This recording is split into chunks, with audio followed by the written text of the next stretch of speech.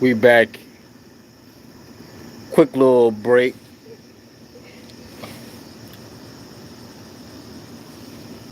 We're gonna talk about a quick topic. I'm just gonna do a little quick live stream. Probably make it no longer than about 15 minutes. I just want to discuss uh, a Pacific player from the Houston Rockets. That's James Harden that you see in this thumbnail. So I'm gonna wait a couple minutes and I'm gonna start cooking on this topic.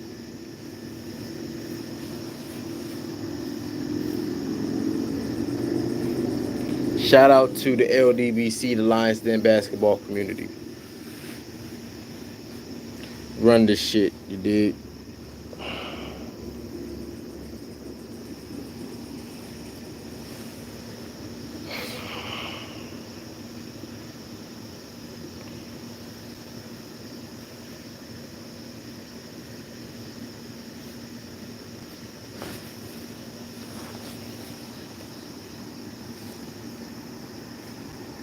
Start cooking in a couple minutes.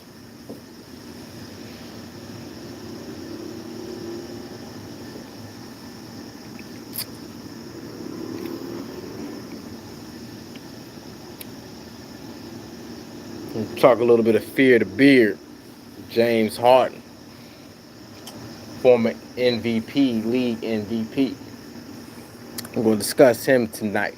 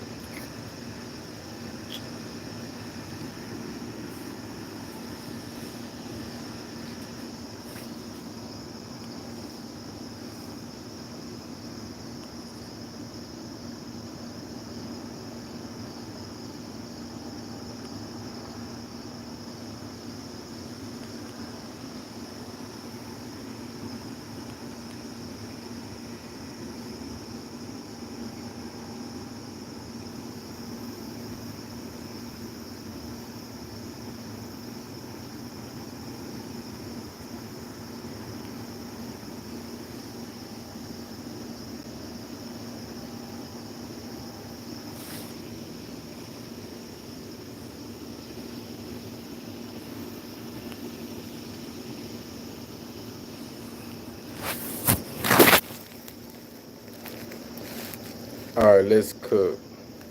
Let's cook.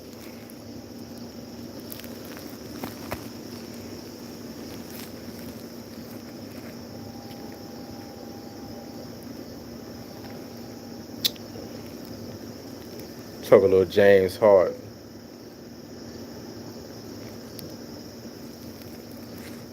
Now, this is my honest opinion on James Harden. I feel that the Houston Rockets, as a team, I feel like they've maxed out. You know, I know that they're trying another experiment, adding Russell Westbrook to the equation, and I feel like I know as an organization, they feel like, you know what, we don't want to give up on the situation too soon. You know, a lot of times they're gonna point to them having a lack of chemistry due to the pandemic, them not playing ball for about 3 4 months and shit like that. But I honestly feel that I think it's time for the Houston Rockets to turn the page as an organization completely. I think it's time for them to just tear everything down, literally tear everything down, but the owner, you know, because the owner can't be fired. But I think they should just tear everything down. I believe they should tear everything down and start all over again with this organization. You know what I'm saying? From head coach, you know what I'm saying? They already, uh, Mike D'Antoni already resigned as head coach, you know, so the firing wasn't needed. He said, I'm getting the fuck up all out of here. But they need everything. They need to get rid of the GM, Daryl Morey. Daryl Morey, he's got to go. This whole this whole notion that you can't, uh, you don't need a big man. You're gonna trot out a bunch of 6'5", 6'6" dudes to play power forward and center and think you're gonna win an NBA championship, man. That shit is utterly ridiculous, man. This whole analytics shit, they need to scrap all that shit, man. And they really need to start all over again, man. Cause I just feel like they, as good as the Houston Rockets play in the regular season, James Harden has not shown me that he can be the top dog on a championship team. He hasn't shown me that, and he's had a number of opportunities to show the world that he is a number one dog on a championship team. He wets the bed a lot in big moments. So how I'm looking at the shit is James Harden is, how old is James Harden? Let me look up, man. All right, yeah, okay. James Harden is what, 31 years old. He's 31 years old. He's been with the team for almost a decade, close to. He hasn't gone past the Western Conference Finals. The best chance of him getting to the Western Conference Finals when they had Chris Paul. They were up 3-2 in the series against the Golden State Warriors without KD, and they couldn't get it done. Okay? They couldn't get the shit done. You get rid of Chris Paul thinking that he's okay, he's past his prime, he's done.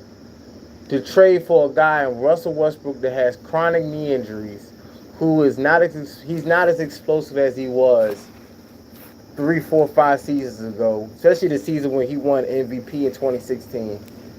Okay, he hasn't. The running mate that they picked up, Westbrook, has shown that he cannot be a true point guard on the championship team. He's a 2-guard masquerading as a point guard. Okay, his game hasn't changed. Okay, the years that Westbrook, I know I'm a little bit. People asking me. I know people are saying, "Well, why are you talking about Westbrook so much?"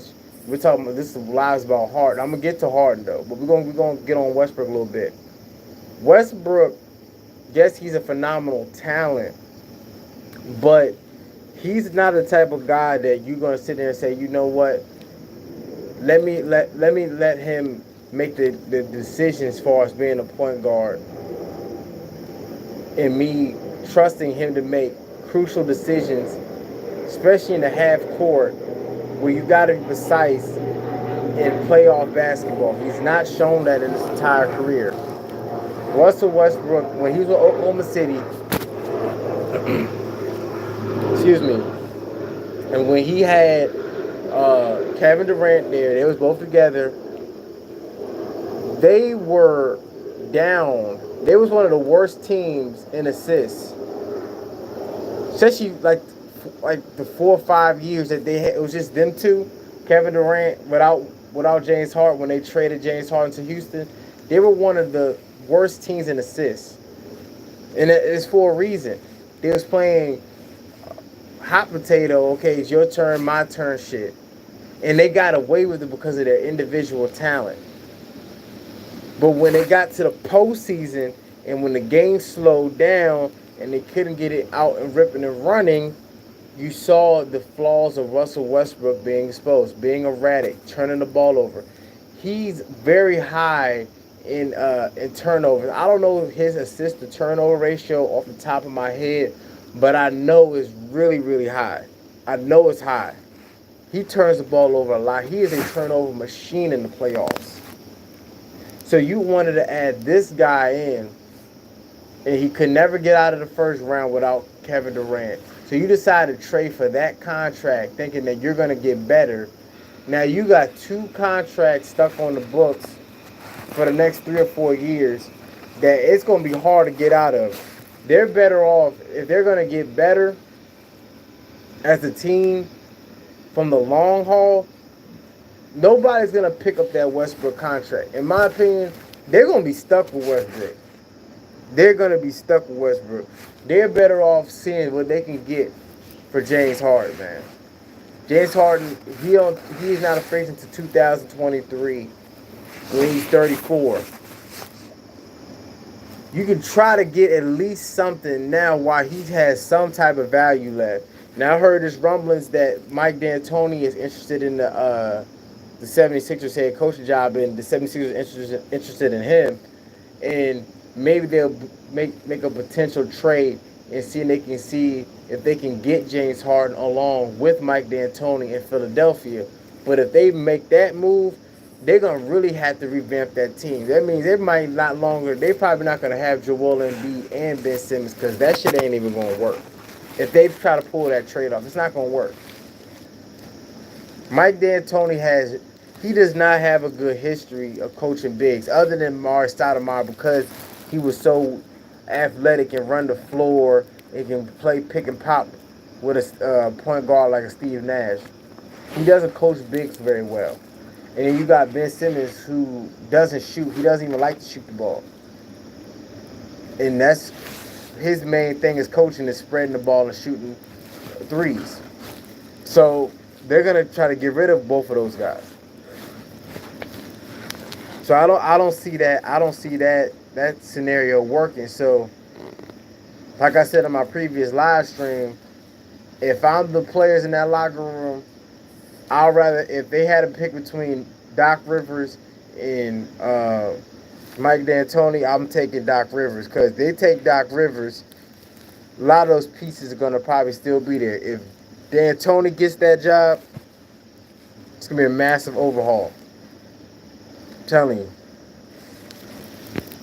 Massive.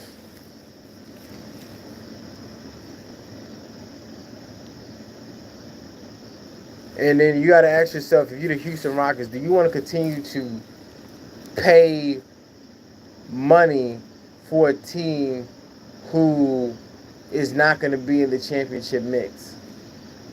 Because the Houston Rockets, a couple of years ago, there was a title contender.